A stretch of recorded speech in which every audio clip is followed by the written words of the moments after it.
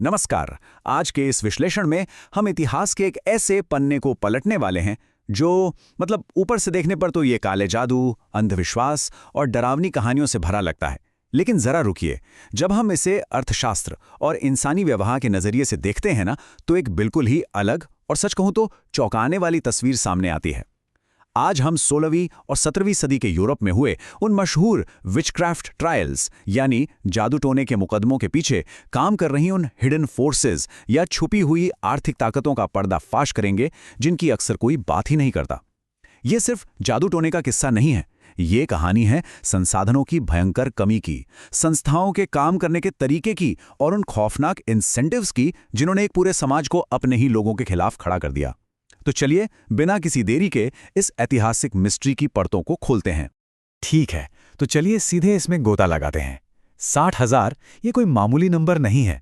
ये उन लोगों की संख्या है जिनमें से ज्यादातर महिलाएं थीं, जिन्हें 16वीं और 17वीं सदी के यूरोप में जादू टोने के आरोप में बेरहमी से मार दिया गया था। अब पहली नज़र में ये किसी धार्मिक या अंधविश्वास से भरे पागलपन जैसा लग सकता है, राइट? लेकिन जरा सोचिए, जब इतने बड़े पैमाने पर एक खास वर्ग को निशाना बनाया जा रहा हो, तो उसके पीछे कुछ बहुत ही ठोस वजह होती हैं। ये सिर्फ कुछ लोगों का वहम नहीं था, इसके पीछे एक पूरा सिस्टम, एक पूरा व्यवस्थित ढांचा काम कर रहा था। आखिर इतने बड़े पैमाने पर ये हत्याएं अचानक कैसे और क्यों शुरू हो गईं? इसे समझने के लिए हमें उस दौर की संस्थाओं यानी इंस्टीट्यूशंस को समझना होगा। उस दौर में इस खौफनाक सोच को मेन स्ट्रीम में लाने का काम किया एक खास किताब ने। हेनरी क्रेमर नाम के एक शख्स ने विचक्राफ्ट को पहचानने और उसे खत्म करने के तरीकों पर लिटरली एक पूरी रूल बुक या मैनुअल ही लिख डाला। और इसका असर इतना जबरदस्त था कि उस समय के पोप ने क्रेमर को एक बहुत ही ऊंचे पद पर बैठा दिया। अब इसे जरा इमेजिन कीजिए, उस जमाने में इस किताब की 10 लाख, जी हां, 1 मिलियन से ज्यादा कॉपीज पूरे यूरोप में बांटी गईं। इतने बड़े पैमाने पर हुए इसके डिस्ट्रीब्यूशन ने काले जादू के नाम पर तथाकथित विधर्मियों को पहचानने और उन्हें समाज से बाहर निकालने के लिए एक बेहद ताकतवर इंस्टीट्यूशनल फ्रेमवर्क तैयार कर दिया। अब किसी पर जादू टोने का इल्जाम लगाना सिर्फ एक अफवाह नहीं रह गया था, ये एक पूरी व्यवस्था का हिस्सा बन चुका था। अब हम बढ़ते हैं इसके दूसरे पहलू की तरफ, मौसम, फसलें और संसाधनों की कमी। तो अब तक हमने जो देखा वो इस कहानी का सिर्फ ऊपरी और धार्मिक पहलू था, लेकिन आपको पता है, हर बड़ी ऐतिहासिक घटना के पीछे अक्सर कुछ गहरी आर्थिक सच्चाइयां छिपी होती हैं। और यहाँ असली खेल संसाधनों की कमी का था।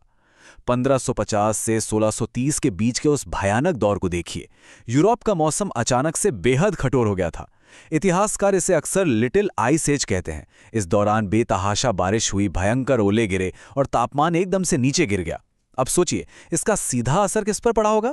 बिल्कुल खेती पर, क्योंकि उस समय की पूरी अर्थव्यवस्था खेती पर ही टिकी थी। मौसम की इस मार ने खेतों की प्रोडक्टिविटी को पूरी तरह तबाह कर दिया। फसलें बर्बाद हो गईं और रातों रात समाज के सामने पेट भरने का एक बहुत बड़ा संकट आ खड़ा हुआ।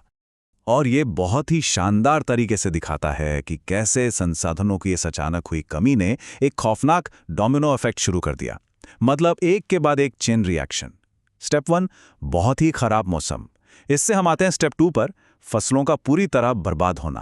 अब जब खाने को कुछ नहीं था और अर्थव्यवस्था डूब रही थी, तो इसका सीधा असर समाज पर पड़ा। और यहीं से शुरू होता है स्टेप 3, शादियों में देरी। जो शादियां पहले 20 साल की उम्र के आसपास हो जाती थीं, वो अब खिसककर 25 साल या उससे आगे चली गईं। इस देरी ने एक नई ही जनसांख्यिकीय समस्या या कहें डेमोग्राफिक प्रॉब्लम खड़ी कर दी। और अंत में यही चीज हमें ले गई सबसे खौफनाक चौथे स्टेप की तरफ, इकोनॉमिक स्केपगोटिंग, यानी आर्थिक वजहों से बलि का बकरा बनाना। अब शादियों में देरी होने का सीधा सा मतलब ये था कि समाज में अविवाहित और उम्रदराज महिलाओं की संख्या बहुत तेजी से बढ़ गई। यहाँ हमें उस दौर के आर्थिक ढांचे को समझना होगा। समाज की नज़रों में ये महिलाएं ना तो खेतों में कोई भारी शारीरिक काम कर सकती थीं और ना ही जंग के मैदान में लड़ सकती थीं। इस क्रूर आर्थिक हालात में स्थानीय समुदायों ने उन्हें बहुत ही ठंडे दिमाग से देखना शुरू कर दिया। उनके लिए सच कहूं तो ये महिलाएं कोई उत्पादक संपत्ति या प्रोडक्टिव एसेट नहीं थीं। देखिए, जब खाने के लाले पड़े होते ना, तो समाज का नज़रिया अक्सर बहुत ही प्रैक्टिकल और निर्दयी हो जाता है। वे सिर्फ एक ऐसी आबादी बनकर रह गईं जिनका पेट पालना समुदाय के लिए एक बहुत भारी आर्थिक बोझ था। और ठीक यहीं पर यह कहानी अपना सबसे खौफनाक मोड़ लेती है। संसाधनों के इस भयंकर दबाव को कम करने के लिए उस समय की स्थानीय पंचायतों और सरकारों ने एक बहुत ही कैलकुलेटेड और क्रूर रणनीति अपनाई। उन्होंने विचक्राफ्ट या जादू टोने के इल्जामों को एक हथियार बना लिया। जब इन गैर उत्पादक मानी जाने वाली महिलाओं को जादू टोने के आरोप में मार दिया जाता था तो समाज में खाने वालों की संख्या सीधे तौर पर कम हो जाती थी। ये कोई इत्तेफाक नहीं था, ये घटते संसाधनों के तनाव को दूर करने का एक बहुत ही निर्मम लेकिन पूरी तरह से सोचा समझा तरीका था।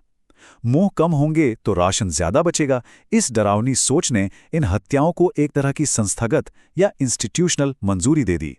चलिए अब इस कहानी के एक और दिलचस्प पहलू की ओर मुड़ते हैं, धर्म का बाजार। तो एक तरफ तो संसाधनों की कमी से पैदा हुई यह हताशा थी, लेकिन पिक्चर अभी बाकी है। ठीक इसी समय पूरे यूरोप में एक और बहुत बड़ा संघर्ष चल रहा था, संस्थाओं का संघर्ष। इसे अर्थशास्त्र की भाषा में द मार्केट फॉर रिलीजन या धर्म का बाजार कहा जाता है। इससे बिल्कुल न्यूट्रल होकर समझिए, ये एक ऐसा सोशल और इकोनॉमिक माहौल था जहां अलग अलग धार्मिक संस्थाएं समाज पर अपने प्रभाव, अपने दबदबे और अपने फॉलोअर्स की संख्या बढ़ाने के लिए एक दूसरे से गला काट कंपटीशन कर रही थी। उस दौर में ये भयंकर टक्कर चल रही थी कैथोलिक और प्रोटेस्टेंट गुटों के बीच। बिल्कुल वैसे ही जैसे आज के दौर में दो बड़ी कॉर्पोरेट कंपनियां मार्केट शेयर हथियाने के लिए लड़ती हैं ना, ठीक वैसे ही ये धार्मिक संस्थाएं समुदायों पर अपना कंट्रोल बनाने के लिए जूझ रही थी। और आपको जानकर हैरानी होगी कि इस लड़ाई में भी जादू टोने के मुकदमों का भरपूर इस्तेमाल किया गया। आइए इस डेटा की तरफ बढ़ते हैं और देखते हैं कि ये पूरी बात कैसे समझ में आती है। ये आंकड़े इस खौफनाक सच्चाई को बिल्कुल शीशे की तरह साफ कर देते हैं। जिन इलाकों में कैथोलिक और प्रोटेस्टेंट दोनों मौजूद थे और उनके बीच कड़ी टक्कर थी, यानी जहां मार्केट में कंपटीशन बहुत हाई था, वहां जादू टोने के आरोप में होने वाली फांसी और हत्याओं का रेट सबसे ज्यादा था। इसके उलट जो इलाके एक जैसे थे, जहां किसी एक ही धर्म का दबदबा था और कोई कंपटीशन नहीं था, वहां हत्याओं की दर काफी कम थी। ये इस बात का एकदम पक्का सबूत है कि समाज के हाशिए पर मौजूद इन महिलाओं को मारना धार्मिक नेताओं के लिए अपना दबदबा दिखाने का एक जानलेवा इंसेंटिव बन गया था। वे बस ये साबित करना चाहते थे कि उनका गुट काले जादू को खत्म करने में ज्यादा कैपेबल है, ताकि वे इस धार्मिक बाजार में अपना मार्केट शेयर बढ़ा सकें। तो यहाँ सबसे क्रूशल पॉइंट ये है कि हमें सतह पर दिखने वाले कारणों और असली वजहों के बीच के फर्क को समझना होगा। ऊपरी तौर पर या कहें दिखावे के लिए यह दावा किया गया कि समाज को काले जादू और विधर्मियों से पवित्र किया जा रहा है। ये तो बस धर्म और लोक कथाओं का एक मुखौटा था, लेकिन इसके ठीक नीचे काम कर रही छिपी हुई आर्थिक ताकतें बिल्कुल अलग थीं। असल में ये सीमित संसाधनों को मैनेज करने और एक खास धार्मिक संस्था के लिए मार्केट शेयर जीतने की एक बेहद ठंडी और प्रैक्टिकल चाल थी। जादू टोना और अंधविश्वास तो बस वो टूल था जिसके जरिए इस भयानक आर्थिक और संस्थागत खेल को खेला गया। अब आते हैं हमारे आखिरी हिस्से पर, संस्थाएं और उनके वो घातक प्रोत्साहन जिन्होंने इतिहास को लहूलुहान कर दिया।